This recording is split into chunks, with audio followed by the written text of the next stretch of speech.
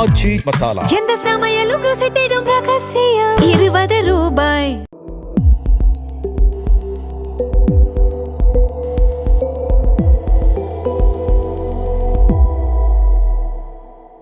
தமிழ் தடம் நேயர்களுக்கு வணக்கம். இன்றைய நேர்காணலில் நம்மோடு இணைந்திருப்பவர் ஊடகவியலாளர் திரு கெப்ரியல் தேவதாஸ் சார். சார் வணக்கம். வணக்கம் சார். ஒரு சில தினத்துக்கு முன்னாடி அலிஷா அப்துல்லா பாஜக பிரமுகர் அவங்க ஒரு கம்ப்ளைண்ட் ஒன்று கொடுத்துருந்தாங்க. என் ஃபேமிலியும் என்னோட குழந்தைகளையும் ரொம்ப அவதூறாக பேசிகிட்டு இருக்காங்க. யார் மேலே கம்ப்ளைண்ட் கொடுத்தாங்க அப்படின்னு பார்த்தோம்னா திருச்சி சூர்யா சிவா மீதும் முக்தார் மீதும் கொடுத்துருக்காங்க. ஸோ இதை தொடர்ந்து சைபர் கிரைம் சிவா அவர்களை அரெஸ்ட் பண்ணியிருக்காங்க. முக்தாரை தேடிட்டு வந்துருக்காங்க. ஸோ இந்த மாதிரி ஆபாச பேசுகள்லாம் நிறைய பேசி அரெஸ்ட் பண்ணுறாங்க. இதை எப்படி பார்க்குறீங்க இந்த நியூஸ்? ரைட். இப்போ சூர்யா சிவா அவர்கள் கைது செய்யப்பட்டிருக்கார், முக்தார் அவர்கள் தலைமறைவாக இருக்கார் அப்படின்ற மாதிரி செய்திகள்லாம் வருது. அதுக்கப்புறம் இப்போ அலிஷா அப்துல்லா அவர்களோட எக்ஸ் அக்கௌண்ட்டை பார்க்கும்போது அதில் ஒரு போஸ்ட் ஒன்று போட்டிருக்காங்க. அதில் என்ன சொல்கிறாங்கன்னா, முக்தார் அவர்களை ஏதோ ஒரு வகையில் அரெஸ்ட் பண்ணாமல் அவரை பாதுகாக்கிறாங்க, சில விஷயங்கள் அது மாதிரி பின்னாடி போயிட்டு இருக்கு அப்படின்ற மாதிரி ஒரு பெரிய குற்றச்சாட்டையும் அலிஷா அப்துல்லா அவர்கள் வைக்கிறாங்க. இப்போ இந்த சம்பவம் நடந்ததுக்கப்புறம் நிறைய பேர் நிறைய விதமான பார்வைகளை முன்வைக்கிறாங்க. குறிப்பாக இது தவறுன்னு ஒரு குரூப் சொல்கிறாங்க. பேச்சு சுதந்திரத்துக்கு எதிரான ஒரு விஷயம். இப்போ அவங்க பேசுகிறாங்க, அதை தாண்டி எதுவும் பண்ணல. அவங்க பேசுகிறாங்கன்றதுக்காகவே அவங்கள கைது பண்ணுன்ற அவசியம் கிடையாது அப்படின்ற மாதிரி சில பேர் சொல்கிறாங்க. அவங்க பேச்சால் பெரிய பிரச்சனைகள் ஏற்படுது, வன்முறை சம்பவங்கள் ஏற்படுது, லா அண்ட் ஆர்டர் இஷ்யூஸ் ஏற்படுதுன்னா நீங்கள் அவங்கள அரெஸ்ட் பண்ணுங்கள். பட் வெறுமனே பேசுகிறாங்க அப்படின்றதுக்காக நீங்கள் அரெஸ்ட் பண்ண வேண்டாம். அஃப்கோர்ஸ் நாங்கள் அதை ஏற்றுக்கல, பட் இருந்தாலும் பேசுகிறாங்கன்றதுக்கு அரெஸ்ட் பண்ணாதீங்கன்னு ஒரு தரப்பினர் சொல்கிறாங்க. இன்னொரு தரப்பினர் அரெஸ்ட் பண்ணது கரெக்ட் தான், ஏன்னா தொடர்ச்சியாக அவங்க ஆபாசமாக பேசிகிட்டு இருக்காங்க, அது கரெக்ட் தான்றாங்க. என்னை பொறுத்தளவில் அவங்க அரெஸ்ட் பண்ணது கரெக்ட் தான் அப்படின்ற மாதிரி தான் எனக்கு தோணுது. ஏன்னா நானும் நிறைய நாளாக பார்த்துட்டு இருக்கேன், ரொம்ப ஆபாசமான நிறைய விஷயங்கள் பேசிகிட்டு இருக்காங்க. இப்போ நம்ம சேனலை பொறுத்தளவில் இவங்களோட பேரை கூட நம்ம யூஸ் பண்ண மாட்டோம். இந்த மாதிரி நிறைய பேர் இருக்காங்க, ஆபாச பேச்சாளர்கள் நிறைய பேர் இருக்காங்க. அவங்களோட டார்கெட்டே என்னவா இருக்கும்னா, நீங்கள் ஒரு விஷயம் பேசுகிறீங்கன்னா கருத்தியல் ரீதியாக அவங்களை எதிர்கொள்ள மாட்டாங்க. இப்போ நீங்கள் ஒரு முக்கியமான ஒரு அரசியல் விமர்சனத்தை வைக்கிறீங்கன்னா அவங்க என்ன பண்ணுவாங்க, உங்களை இண்டிவிஜுவலாக காலி பண்ண பார்ப்பாங்க. உங்களோட கருத்துக்களுக்கெல்லாம் பதில் சொல்ல மாட்டாங்க. அவருக்கு அங்கே இந்த மாதிரியான பேக்ரவுண்டெல்லாம் இருக்குங்க, அவர் இந்த மாதிரி ஊழல் விஷயத்துலலாம் ஈடுபடுவார், அவருக்கு சில பேரோட தொடர்பெல்லாம் இருக்குங்க. ஸோ உங்களை காலி பண்ணியாச்சுன்னா உங்கள் வாயிலேருந்து வரக்கூடிய வார்த்தைக்கு மரியாதை இருக்காது. ஸோ உங்களை பர்சனலாக காலி பண்ணிடுறது, அந்த வேலையை பண்ணுறது, அது எந்த ஆதாரமும் இருக்காது, ஒன்றும் இருக்காது, பர்சனலாக அவதூறு அள்ளி வீசுறது, அந்த விஷயத்தை தொடர்ச்சியாக அவங்க பண்ணிக்கிட்டே இருக்காங்க. ஸோ அதனால் அந்த வகையில் என்ன கேட்டால் எல்லாத்துக்கும் ஒரு லிமிட் இருக்குது. இப்போ பர்சனலாக என்ன அந்த மாதிரி அட்டாக் பண்ணால் நானும் போலீஸ் கம்ப்ளைண்ட் தான் கொடுப்பேன். அப்போ நான் போலீஸ் கம்ப்ளைண்ட் கொடுக்கணும்னா என்னோட விருப்பம் என்னவாக இருக்கும்? நடவடிக்கை எடுக்கணுன்றதுக்காக தான் நான் போகிறேன். அப்போ மற்றவங்களுக்கு அந்த மாதிரி பாதிப்பு ஏற்படும் போது இல்லை இந்த மாதிரிலாம் அரெஸ்ட்லாம் பண்ணக்கூடாதுன்னு நான் சொல்ல முடியாது. அதுவும் குறிப்பாக குழந்தைங்களை பற்றி அவர் ரொம்ப தவறாக பேசுகிறாரு. குழந்தைங்களை பற்றிலாம் பேச வேண்டிய தேவை உங்களுக்கு என்னங்க வருது? நீங்கள் ஒரு யூடியூப் சேனல் வச்சு ரன் பண்ணிட்டு இருக்கீங்க, நீங்கள் பேசுகிறத லட்சக்கணக்கான பேர் பார்க்குறாங்க, குழந்தைங்களை பற்றி இப்படி ஏங்க பேசணும்? இதெல்லாம் தான் சொசைட்டியில் பெரிய ஆபத்தை ஏற்படுது. குழந்தைங்களை பற்றி பேசும்போது அது சென்சிட்டிவான விஷயம்னு கூட தெரியாமல் சகட்டு மேனிக்கு எதையாவது பேசுறது. பெரியவங்களை பற்றி நீங்கள் பேசினா கூட ஓகே, எனக்கு புரிஞ்சுக்க முடியுது. குழந்தைங்களை பற்றி பேச வேண்டிய சூழல் ஏன் ஏற்படுது உங்களுக்கு? இல்லை, அவர் சொல்கிறாரு என்ன அவர் இந்த அலிஷா அவர்கள் கம்ப்ளைண்ட் கொடுத்ததுக்கு அடுத்த நாள் ஒரு பேட்டி கொடுக்குறாரு. அதில் அவர் என்ன சொல்கிறாருன்னா, எங்கள் சேனல்லேருந்து நிறையா கமெண்ட்ஸ் இந்த மாதிரியான விஷயங்கள் வந்துருச்சு. ஸோ அதை நாங்கள் விமர்சித்து தான் பேசியிருந்தோம். நாங்கள் பர்சனலாக அவங்களை அட்டாக் பண்ணுங்கிறது எங்களோட நோக்கம் இல்லை அப்படின்ற மாதிரி அவர் சொல்கிறார். இப்போ நம்ம சேனலுக்கு நிறைய கமெண்ட்ஸ் வரும். ஆக்சுவலாக நம்ம சேனலுக்கு நெகட்டிவான மோசமான ஆபாசமான கமெண்ட்ஸ் ரொம்ப கம்மியாக தான் வரும். பட் அந்த மாதிரியான கமெண்ட்ஸ் போடுறதுக்கும் ஆட்கள் இருக்காங்க. எடுத்த உடனேயுமே ஆபாசமான வார்த்தைகளை யூஸ் பண்ணி தான் அவங்க விமர்சிப்பாங்க. அந்த கமெண்ட்டெல்லாம் எடுத்து வச்சு நான் அதை டிஸ்கஸ் பண்ணணும்னு அவசியம் கிடையாது. ஏன்னா நம்ம ஒரு வீடியோ பண்ணுறோன்னா அதை 4 பேர் பார்ப்பாங்க. அப்போ எதை நம்ம வீடியோவில் பேசணுன்றது ரொம்ப அவசியம். மக்களுக்கு தேவையான விஷயத்தை தான் நம்ம பேசணும், சொசைட்டிக்கு தேவையான விஷயத்தை தான் நம்ம பேசணும். அதை விட்டுட்டு கமெண்ட்டில் 4 பேர் என்ன கெட்ட வார்த்தையில் திட்டினான்னு அதை எடுத்து வச்சுக்கிட்டு அப்புறம் சிரிச்சுக்கிட்டே நான் அதை வச்சு பேசிகிட்டு இருக்க முடியுமா? அதில் ஏதாவது லாஜிக் இருக்கா? ஆபாசமாக அந்த மாதிரி கமெண்ட்டில் வருதுன்னா அதை தூக்கி போட்டு போக வேண்டியதானே, அடுத்த வேலையை பார்க்க வேண்டியதானே. ஸோ இப்போ அவங்கள பர்சனலாக அவங்களோட ஃபேமிலியை பற்றிலாம் பேச வேண்டிய தேவைங்க எங்கே ஏற்படுது? ஸோ உங்களை பொறுத்தளவில் ஒருத்தங்களை காலி பண்ணணும்னு முடிவு பண்ணிட்டீங்க. ஸோ பர்சனலாக அவங்களோட கேரக்டர் அசாசினேட் பண்ணுறது, அங்கே அந்த வீடியோவில் நான் பார்த்தது என்னன்னா டார்கெட் அண்ணாமலை தான். அண்ணாமலை அவர்களை டார்கெட் பண்ண முடிவு பண்ணியாச்சு. ஸோ அவரை பர்சனலாக காலி பண்ணுறதுக்கு ஏகப்பட்ட அவதூறு சேற்றை நீங்கள் அள்ளி வீசுறீங்க. இப்போ அண்ணாமலை அவர்கள் மேலே எனக்கும் விமர்சனம் உண்டு, அவரோட அரசியலை நானும் ஏற்றுக்க மாட்டேன். ஆனால் அவரை நம்ம அரசியல் ரீதியாக எதிர்கொள்வோம். அவரோட அரசியல் நிலைப்பாட்டுக்கு எதிராக நம்மளோட நிலைப்பாடு இருக்குன்னா அரசியல் ரீதியாக நம்ம எதிர்கொள்வோம். அதை விட்டுக்கிட்டு பர்சனலாக இதை பண்ணாங்களா அதை பண்ணாங்களா. ஆனால் இப்போ இந்த மாதிரி நிறைய பேர் வந்து பர்சனல் அட்டாக் பண்ணுறாங்க. இது வந்து ஒரு கட்சி வந்து என்கரேஜ் பண்ணுதா அப்படின்னு பார்க்கலாமா? ஏன்னா அவங்க போடுற ட்வீட்டில் கூட அப்படி தான் சொல்கிறாங்க. இப்போ முக்தார் அவர்கள் வந்து பாதுகாக்கப்படுறாருன்னா ஒரு சில கட்சி வந்து அவரை ரொம்ப இதை வந்து பாதுகாக்கிறாங்க. இது வந்து எல்லா கட்சியும் இருக்குங்க. ஆபாசம்ன்றது ஒரு ஆயுதம். இன்னைக்கு ஆபாசம்ன்றது என்ன?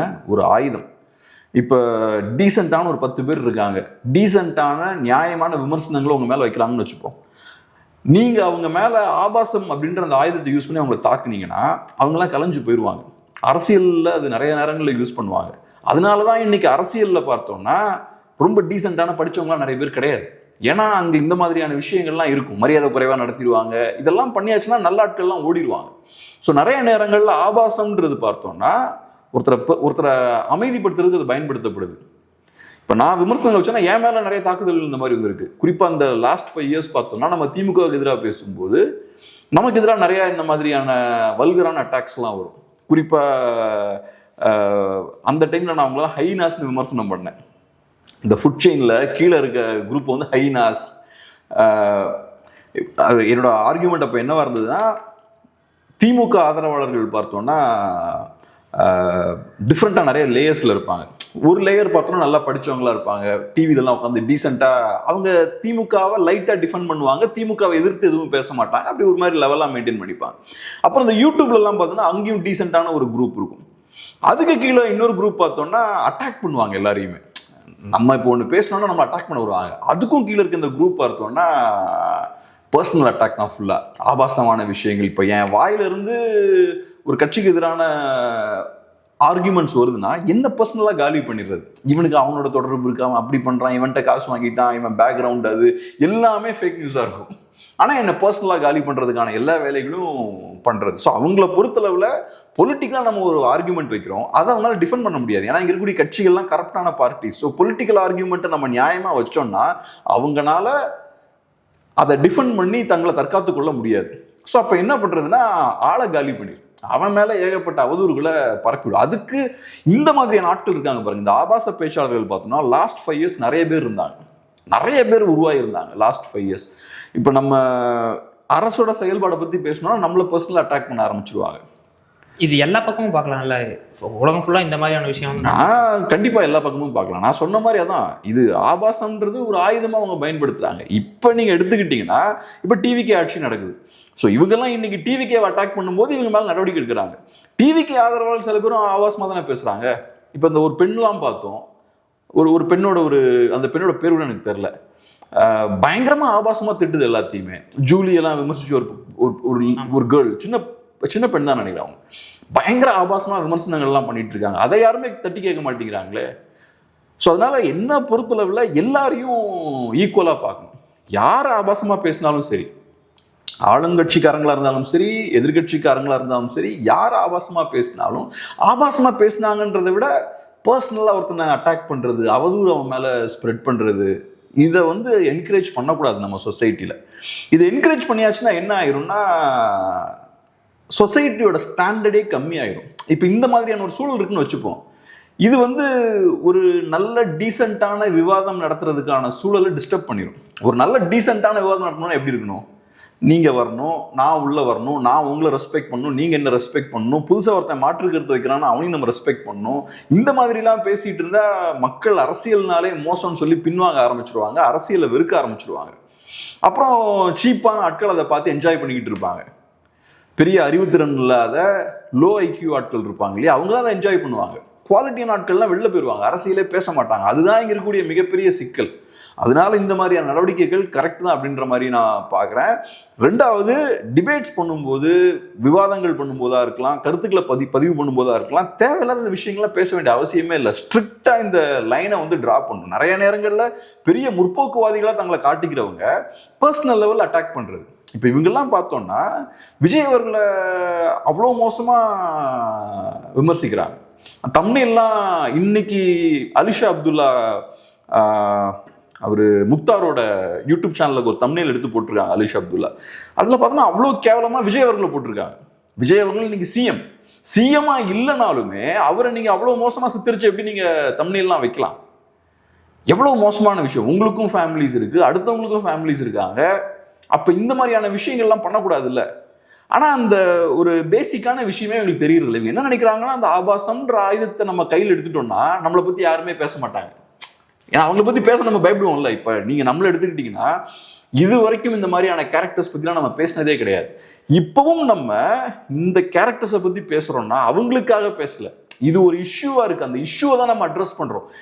இன்ஃபேக்ட் என்னோட ஃப்ரெண்ட் அதை சொல்லுவார், இந்த மாதிரியான நபர்களோட பேர் கூட நம்ம வாயிலேருந்து வரக்கூடாது. அது நமக்கு தான் அருவருப்பு, நமக்கு தான் அவமானம்.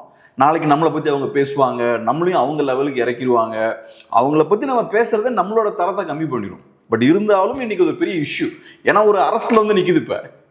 அப்போ அது ஒரு விவாதத்தை கிளப்புது, நம்ம பேச வேண்டிய தேவை இருக்கு. அதனால நம்ம இன்னைக்கு பேசுறோம். நேத்தும் நான் ஹைனாஸ்லாம் பேசும்போது அது ஒரு புது பிரச்சனையா அப்போ எமர்ஜ் ஆகி வந்தது. சோசியல் மீடியாவில் அரசை நோக்கி கேள்வி கேட்கிறவங்களை கவுண்டர் பண்ணுறதுக்கு புதுசாக ஒரு குரூப்பை இறக்கி அந்த வேலையை பார்க்குறாங்க. ஸோ அப்போ அதை பற்றி நம்ம அன்னைக்கும் பேச வேண்டிய தேவை ஏற்பட்டுச்சு. இப்போ முக்கியமாக இன்னொரு விஷயம் என்னன்னா, எனக்கு ரொம்ப ஆச்சரியமாக இருந்த விஷயம் என்னன்னா, முதல்வர் அவர்கள் அந்த முக்தார் அப்படின்ற அந்த நபரை மீட் பண்ணுறாரு. ஐ மீன் இந்த முக்தார் அப்படின்ற நபரை ஃபேமிலியோட போய் முதல்வர் அவர்களை போய் சந்திக்கிறார். எனக்கு தெரிஞ்சு அலோவ் பண்ணிடக்கூடாது.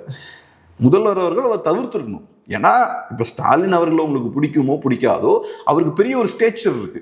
அவரு நம்ம மாநிலத்தோட சிஎம், நம்ம எல்லாத்துக்குமான ரெப்ரசன்டேட்டிவா 5 வருஷங்கள் இருந்திருக்காரு. இன்னைக்கும் லட்சக்கணக்கான தமிழர்கள் ஸ்டாலின் அவர்களையும் திமுகவையும் நம்பி ஓட் போட்டிருக்காங்க. லட்சக்கணக்கான இல்லை, கோடிக்கணக்கான பேர் ஓட் போட்டிருக்காங்க. அப்படி இருக்கும்போது அந்த மக்களோட ரெப்ரசன்டேட்டிவ் இன்னைக்கும். அப்ப உங்களுக்குன்னு ஒரு ஸ்டேச்சர் இருக்கு. இந்த மாதிரியான நபர்களோடலாம் நீங்க நிக்கவே கூடாது. இப்ப நம்ம சொல்றோம் அந்த மாதிரியான நபர்களோட அந்த பேர் கூட நம்ம வாயிலிருந்து வரக்கூடாதுன்றோம். அப்படி இருக்கும்போது நீங்க அவங்களோடலாம் நிக்கவே கூடாது. அப்படி நீங்க அவங்களோடலாம் போய் நிக்கிறீங்கனாலே இவங்களுக்குலாம் அது ஒரு தைரியமா போயிடும். இவங்களுக்கு உடனே நம்ம கிட்ட ஒரு பெரிய தலைவரே நம்ம கூட இருக்காரு, யார் என்ன பண்ணிடுவா அப்படின்ற ஒரு எகத்தாளம் இவங்களுக்கு வந்துடும். ஸோ இவங்களெல்லாம் எந்த வகையிலையும் என்கரேஜ் பண்ணக்கூடாது. இதுக்கு முன்னாடி டிஎம்கே ஆட்சி நடந்துட்டு இருக்கும்போது உதயநிதி ஸ்டாலின் அவர்கள் அதே மாதிரி இந்த ஹைனா குரூப் இருக்காங்கல்ல, அந்த ஹைனா குரூப்ல இருக்க ஒருத்தர் அவரோட ஸ்டேஜ் ஷேர் பண்ணாரு. எனக்கு அப்போ ரொம்ப ஆச்சரியமா இருந்தது. நாளைக்கு அவங்க பண்ணக்கூடிய தவறுகளுக்கு நீங்க பதில் சொல்ற மாதிரி ஆயிரும். இப்ப நிறைய பேர் அதான பண்றாங்க. ஸ்டாலின் அவர்கள் எங்கேயுமே ஆபாசமாலாம் பேசல. ஆனா முக்தார் இப்ப தப்பு பண்ணாங்கன்னா அப்ப எதுக்கு மீட் பண்ணாங்கன்னு அதை கனெக்ட் பண்றாங்கல்ல. ஸோ அந்த இடத்துக்கு போகக்கூடாது. இப்போ ஒரு அரசியல்வாதி எடுத்துக்கிட்டோம்னா அவரோட இமேஜை மெயின்டைன் பண்ண வேண்டிய தேவை இருக்கு. நான் ரொம்ப கிளீனான ஒரு பொலிட்டீஷியன், ரொம்ப டீசென்டான ஒரு பொலிட்டீஷியன். ஸோ இப்போ நான் கரெக்டான ஆட்களோட நான் க்ளோஸாக இருக்க முடியாது. கரெக்டான ஆட்களோட நான் ரொம்ப க்ளோஸாக இருக்கேன்னா என்னோட பேரும் கெட்டு போயிடும். அதே மாதிரி இன்டீசென்டான ஆட்களோட நான் க்ளோஸாக இருக்கிறேன்னா அதுவும் எனக்கு கெட்ட பேர் தான். அவங்களோடய நம்ம க்ளோஸாக இருக்கக்கூடாது. இன்டீசென்டான ஆட்களை பார்க்கும்போது அவங்களோட டிஸ்டன்ஸ் மெயின்டைன் பண்ணிக்கணும். டெஃபினட்டாக அந்த விஷயத்த பண்ணணும். ஸோ எனக்கு ரொம்ப ஆச்சரியமாக இருந்தது. இதெல்லாம் பண்ணும்போது இவங்களுக்கு ஒரு மாதிரி ஒரு பெரிய ஒரு தைரியம் தானே கொடுக்கும். இல்லை இப்போ அதை தலைமை விரும்புது அப்படின்னு பார்க்கலாமா? ஏன்னா இவங்க பேசலைனாலும் கூட இவங்க பேசாத சில விஷயத்த இவங்களை வச்சு பேச வைக்கக்கூடிய ஒரு ஆப்பர்ச்சுனிட்டி இருக்கு. அது விரும்புகிறாங்களா விரும்பலையானா எனக்கு தெரியாது. ஆனால் நான் ஒன்று சொல்கிறேன், இந்த மாதிரியான ஹைனாஸ் நேற்று உங்களுக்கு பிரோஜனமாக இருந்திருக்கலாம். அதிகாரத்தில் இருக்கும்போது அதிகாரத்தை நோக்கி யாராவது கேள்வி கேட்கும் போது அவங்கள காலி பண்ணுறதுக்கு இவங்க நேற்று உபயோகமாக இருந்திருக்கலாம். ஆனால் இன்னைக்கு அவங்க உங்களுக்கு பிரச்சனை. இப்போ ஒன்றும் இல்லை, சோஷியல் மீடியாவில் என்கிட்ட சண்டை போட்டுட்டு இருக்காங்க. இப்பயும் நான் ஒரு ட்வீட் போட்டேன்னா டாய் டூயின் அதெல்லாம் என்கிட்ட சண்டை போட்டுருக்காங்க. இதே குரூப் என்னை வச்சு வீடியோலாம் இப்பயும் போட்டுருக்காங்க.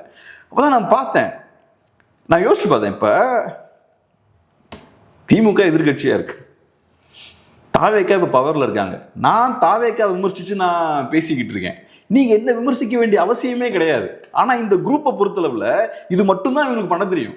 இவங்க ஆடியன்ஸும் அதை மட்டும்தான் எதிர்பார்ப்பாங்க. யாரையாவது கடிச்சுக்கிட்டே இருக்கணும். அவங்களுக்கு டீசெண்டான ஆர்கியூமெண்ட் வைக்க முடியாது. யாரையும் பர்சனல் அட்டாக் பண்ணாமல் கருத்தியல் ரீதியாக ஆர்கியூமெண்ட்ஸ் எதிர்கொள்ள தெரியாது. ஸோ அவங்கள பொறுத்தளவில் பர்சனலாக அட்டாக் பண்ணிக்கிட்டே இருக்கணும். ஏன்னா அவங்க ஆடியன்ஸும் அதை எதிர்பார்த்துட்டு இருப்பாங்க. அவங்க ஆடியன்ஸும் அதுக்கு ட்ரெயின் ஆகிருப்பாங்க. ஸோ என்ன பண்ணுறதுன்னா அப்படியே பார்த்துக்கிட்டே இருக்கிறது, எவனாவது சிக்குவானான்னு. இப்போ நம்ம பேசுறதால நம்மளோட முதலாளிகளுக்கு பிரச்சனை வருமானு யோசிக்க கிடையாது. நீங்கள் பேசுகிற பேச்சால உங்களை யார் பேக் பண்ணுறாங்களோ அவங்களுக்கே பிரச்சனை இன்னைக்கு. அது அவங்களுக்கு கவலை கிடையாது. இப்ப நான் தாவேக்கா விமர்சனம் பண்ணி பேசிட்டு இருக்கேன். நான் ஒன்றும் தாவேக்காவுக்கு ஒன்றும் சொம்பு தூக்கல. நேத்து எப்படி நம்ம திமுக விமர்சனம் பண்ணோமோ அதே மாதிரி நம்ம இன்னைக்கு தாவேக்கா விமர்சனம் பண்றோம். வரைமுறைக்கு உட்பட்டு டீசெண்டா விமர்சிக்கிறோம். பர்சனல் லெவல்ல எந்த விமர்சனமும் வச்சது கிடையாது. அது நேத்தும் சரி இன்னைக்கும் சரி. இன்னைக்கு நீங்க என்ன வந்து அட்டாக் பண்ண வேண்டிய அவசியமே கிடையாது. டெக்னிக்கலா பார்த்தா நீங்க பண்ற அதே வேலையை தான் நான் பார்த்துட்டு இருக்கேன். ஆனா நீங்க என்னன்னா உங்க ஆட்சி நடக்கும்போது அமைதியா இருப்பீங்க, தாவேக்கா ஆட்சி நடக்கும்போது பேசுவீங்க, அதிமுக ஆட்சி நடக்கும்போது பேசுவீங்க. நம்ம அன்னைக்கும் பேசணும், இன்னைக்கும் பேசணும். ஆனா இன்னைக்கு நான் நீ பேசுறதான் பேசிட்டு இருக்கேன். என்ன வந்து அட்டாக் பண்ண வேண்டிய அவசியமே இல்லை. ஆனா அவங்களுக்கு அந்த லாஜிக்லாம் ஒன்றும் மண்டையில ஏறாது. அவங்கள பொறுத்தளவுல நமக்கு எவனையாவது கடிக்கணும், நம்ம ஆடியன்ஸுக்கு பர்சனலா எதையாவது ஆபாசமா பேசி ஒருத்தனை காலி பண்ணாதான் பிடிக்கும். ஒரு அனிமலிஸ்டிக் இன்ஸ்டிங்க்ட் இது. எவனையாவது காலி பண்ணும் அடிச்சு அந்த வேலையை பண்ண ஆரம்பிச்சிடுறது. அதான் எனக்கு இவங்களுக்கு கொஞ்சமாவது யோசிக்கக்கூடிய சக்தி இருந்ததுன்னா இந்த மாதிரி பண்ணுவாங்களா? இல்லை, ஆக்சுவலாக இது பொலிட்டிக்கல்னு தாண்டி இப்போ ஒரு சமீப காலமாக பார்த்தீங்கன்னா இந்த யூடியூபர்ஸே வந்து இந்த நார்மல் பொலிட்டிக்கல் வீடியோஸ் போகிறவங்களா சரி, இல்லை விளாக்ஸ் அந்த மாதிரி போடுறாங்களோ அவங்க ஒரு வேற ஒருத்தரவங்களை எடுத்து அவங்கள பர்சனலாக அட்டாக் பண்ணி இந்த மாதிரியான ஒரு வீடியோஸ் தான் போடுறாங்க. ஸோ அந்த மாதிரியான வீடியோஸ் நல்ல ரீச்சும் ஆகுது. ஸோ மக்கள் அதை வந்து சப்போர்ட் பண்ணுறாங்க. இப்போ ஒன்று என்னன்னா, பர்சனல் அட்டாக்ஸுக்கு இங்கே ஒரு வேல்யூ இருக்குது. நீங்கள் பர்சனலாக ஒருத்தரை எடுத்து இன்னொரு யூடியூபரை எடுத்து அட்டாக் பண்ணுறது, அவரை காலி பண்ணுறது, இதுக்கு ஒரு பெரிய மார்க்கெட் இருக்குது. அதை நம்ம சட்ட விரோதமான செயல்னு நம்ம சொல்ல முடியாது. இதெல்லாம் பண்ண அரெஸ்ட் பண்ணிடுவோன்னு சொல்ல முடியாது. ஆனால் சில நேரங்கள் என்ன ஆகுது, இந்த பர்சனல் அட்டாக் ஆபாசத்தோடு சேருது. அதாவது அதுக்கு ஒரு செக்ஷுவல் ஆங்கிள் கொடுக்கறது, வேற ஒரு நபரோட உங்களை கனெக்ட் பண்ணி பேசுறது, இந்த மாதிரிலாம் பண்ணும்போது குழந்தைங்களுக்கு எதிராக பேசுறது. இப்போ இவங்களுக்குலாம் என்ன பேசுகிறோன்னே தெரியாமல் அவர் பாட்டுக்கு பேசிகிட்டு இருக்காரு. சின்ன குழந்தைங்களை பற்றி நீங்கள் எப்படிங்க வீடியோவில் உட்காந்து பேசிகிட்டு இருக்கலாம்? அது அது அது அந்த அது கூட புரியாதான்னு தெரில. இவங்க பாட்டுக்கு பயங்கரமாக பேசிகிட்டு இருக்காங்க. ரொம்ப கேஷுவலாக, ரொம்ப ஏதோ சாதாரணமாக பேசிகிட்டு இருக்காங்க. 2 ஃப்ரெண்ட்ஸ் வந்து பேசிகிட்டு இருக்கிற மாதிரி பேசிகிட்டு இருக்காங்க.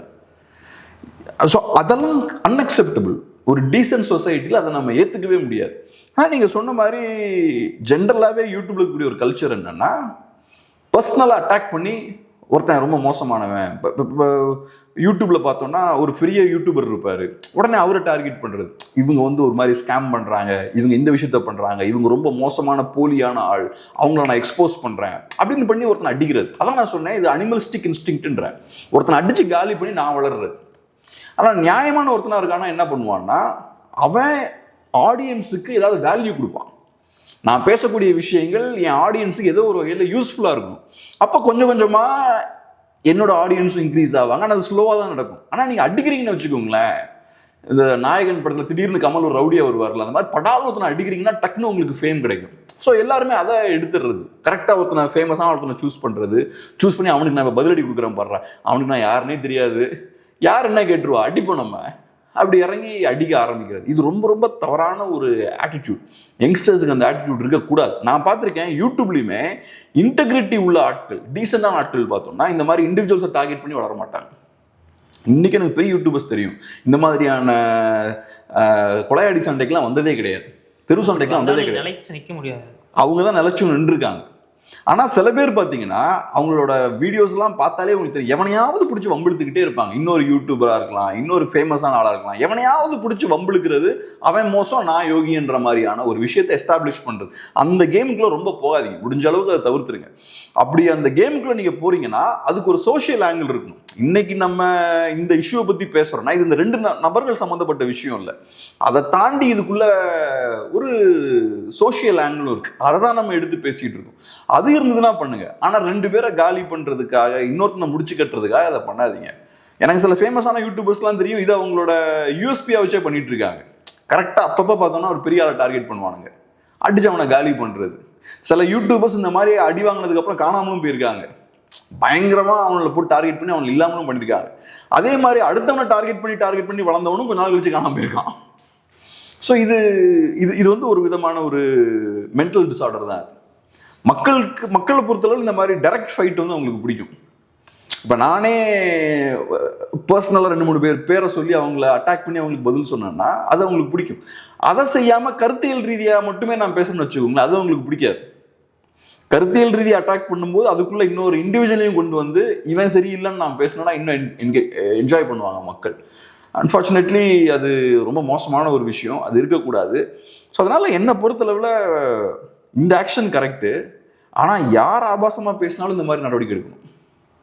இப்போ சில நேரங்களில் தவறுதலாக ஏதாவது புரியாமல் ஏதாவது பேசிடுவாங்க, அது ஓகே. ஆனால் இதெல்லாம் எப்படின்னா ரெகுலராக நடந்துக்கிட்டே இருக்குது. அவங்க பேசுகிறது எல்லாமே ஆபாசமாக தான் இருக்குது. அவங்களோட தம்ப்நெயில் எல்லாம் போய் பாருங்களேன், அதை நம்மளால் இங்கே படிக்க கூட முடியாது நம்ம ஆடியன்ஸ் முன்னாடி. ஏன்னா நம்ம ஆடியன்ஸ் வந்து கண்டிப்பாக அதெல்லாம் கேட்டு வளர்ந்துருக்க மாட்டாங்க. அவ்வளவு மோசமான வார்த்தைகள், ஆபாசமான வார்த்தைகள் தம்ப்நெயிலே இருக்குது. ஸோ அப்போ அதெல்லாம் என்ஜாய் பண்ணுறவன் எப்படிப்பட்டவனா இருப்பான்? நீங்கள் அப்படிப்பட்ட ஒரு கூட்டத்தை சேர்த்து வச்சுருக்கீங்க. அப்படிப்பட்ட ஒரு கூட்டத்தை சேர்த்து வச்சு அந்த கூட்டத்துக்கு தீனி போட்டுக்கிட்டே இருக்கீங்க. அப்போ ஒவ்வொரு மாதமும் எவனையாவது வம்பிழுத்துக்கிட்டே இருக்கணும். இந்த மாதம் இவனை வம்பிழுத்தா இன்னொரு மாதம் இன்னொருத்தனை வம்பிழுக்கணும். அப்புறம் இப்படி எல்லாரையும் வம்பிழுத்துக்கிட்டே இருக்கும்போது ஒரு பாயிண்ட்ல நீங்கள் சிக்கிருவீங்க. இது சஸ்டைனபிள் கிடையாதுல்ல. தொடர்ச்சியாக வம்பிழுத்துக்கிட்டே இருக்க முடியாதுல்ல. எல்லாத்தையுமே ஏதோ ஒரு பாயிண்ட்ல எல்லாம் சேர்ந்து உங்களை காலி பண்ணிடுவாங்க. இது அதனால தான் சொல்கிறது, இது வந்து ஒரு டிஸ்ட்ரப்டிவான ஒரு சைக்கிள். இதை நீங்கள் பண்ண ஆரம்பிச்சுன்னா நீங்கள் மீண்டும் வெளில வர முடியாது. ஏதோ ஒரு பாயிண்ட்ல வளர்கிற மாதிரி இருக்கும், அப்புறம் பட்டுன்னு காணாமல் போயிடுவீங்க, கீழே போயிடுவீங்க. ஸோ அதனால் இது ரொம்ப தவறான விஷயம். இது செஞ்சது கரெக்ட் தான் பார்க்குறேன். ஆக்சுவலாக அவர் வந்து ஒரு இன்டர்வியூ, அவர் அது கம்ப்ளைண்ட் கொடுத்த அடுத்த நாள் அவர் கொடுத்த இன்டர்வியூவில் வந்து அவர் பண்ணது வந்து தப்புன்னு அவர் வந்து ஒத்துக்கவே இல்லை. அவர் தன்னை டிஃபெண்ட் பண்ணிட்டு தான் இருந்தாரே தவிர அவங்க மேலே தான் தப்பு அப்படிங்கிற மாதிரி சொன்னாரே தவிர தான் வந்து இந்த மாதிரி குழந்தைகள் விமர்சித்தது வந்து தப்பு அப்படின்றது வந்து அவர் அட்மிட் பண்ணிக்கவே இல்லை. ஸோ இந்த மாதிரியான மனநிலை எப்படி பார்க்குறீங்க? அவருக்கு தெரியல அவர் என்ன பண்ணிட்டு இருக்காருன்றதே அவருக்கு தெரியல. இப்போ நம்ம பண்ணக்கூடிய ஒரு விஷயம் ரொம்ப மோசமான, ஆபாசமான, அருவருக்கத்தக்க விஷயம்ன்றது முதல்ல புரிஞ்சாதான் நம்ம அதை பண்ண மாட்டோம். அது நார்மலான சாதாரண யதார்த்தமான விஷயம் நினச்சிக்கிட்டு என்ன பண்ணுறது? ஆனால் இப்போ நார்மலாக தான் நடக்குது, எல்லா பக்கம் நடக்குது. தப்பு, அது இருக்கக்கூடாது. இப்போ நான் என்ன சொல்கிறேன், நிறைய ஆபாசமாக பேசக்கூடிய ஆட்கள் இருக்காங்க. ஜென்ரலாக ஆபாசமாக பேசுகிறவங்க கூட பேசிட்டு போயிருட்டோம். அவன் வீடியோவை நம்ம பாய்காட் பண்ணிடலாம். ஆனால் ஆபாசன்ற பேரில் இன்னொருத்தனை டார்கெட் பண்ணி அவனோட ரெப்புடேஷனை பிரேக் பண்ணுறது இருக்குல்ல, அதை எப்படி அலோவ் பண்ண முடியும்? இப்போ உங்களோட பேச்சால் எனக்கு பெரிய பாதிப்பு ஏற்படுதுன்னா, எனக்கு எதிராக நீங்கள் அவதூறு ஏற்படுத்துறீங்கன்னா எப்படி நான் அலோவ் பண்ண முடியும்? இப்போ ஒரு பெரிய விஐபிக்கு எதிராக நான் அப்படி பேச முடியுமா? அப்போ அதே மாதிரி எனக்கும் அந்த ப்ரொடெக்ஷன் வேணும்ல. எனக்கு எதிராகவும் வாய்க்கு வந்ததெல்லாம் சும்மா பேசிடக்கூடாதுல்ல. இப்போ என்னை பற்றி தப்பா ஒருத்தர் ஆபாசமாக பேசினா நான் கண்டிப்பாக லீகல் ஆக்ஷன் எடுப்பேன். நான் எடுக்கிறேன்னா தவறு பண்ணவன் தண்டிக்கப்படணும்னு நான் யோசிப்பேன்ல. அப்போ அது எல்லாரும் யோசிப்பாங்கல்ல, நான் மட்டும் யோசிக்க மாட்டேன், எல்லாருமே அப்படி தானே யோசிப்பாங்க. அப்போ இருக்கணும் இல்லையா, அந்த ப்ரொடெக்ஷன் சொசைட்டியில் நமக்கு இருக்கணும்ல. ஸோ அதனால் இந்த மனிதர்களை பொறுத்தளவில் இவங்களுக்கு வந்து ஒன்று இந்த டீசென்சி, இந்த விஷயங்கள் பற்றின புரிதல் கிடையாது.